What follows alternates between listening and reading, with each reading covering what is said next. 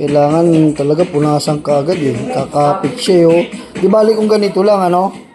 Kung itong ganito lang na makintab, okay lang. Madaling makiskis. Pero pag ganyan kakapit eh. Oh. Pero maganda sa ano, danan. Hindi ganun delikado.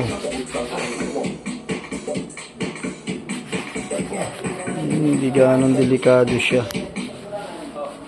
Yan.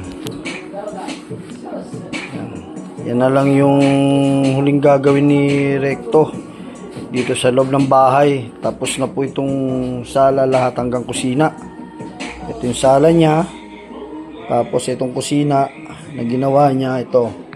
Ayan, itong kusina. Finish niya na lahat. Pati itong lababo. Ayan o. Na-tiles na lahat yan. Lababo. Oo, pati itong lababo na ito. Nandito yan. Tapos niya na rin yariin. Ito sa hig. Yan. Pati yung doon sa terrace. Katatapos niya lang kaninang umaga. Nadali niya na lang sa terrace na tiles. Ngayon ito na lang ang ginagawa niya sa hagdanan. Sa hagdanan na lang. Pagkatapos nito finish na lahat. At ang kanyang pinaka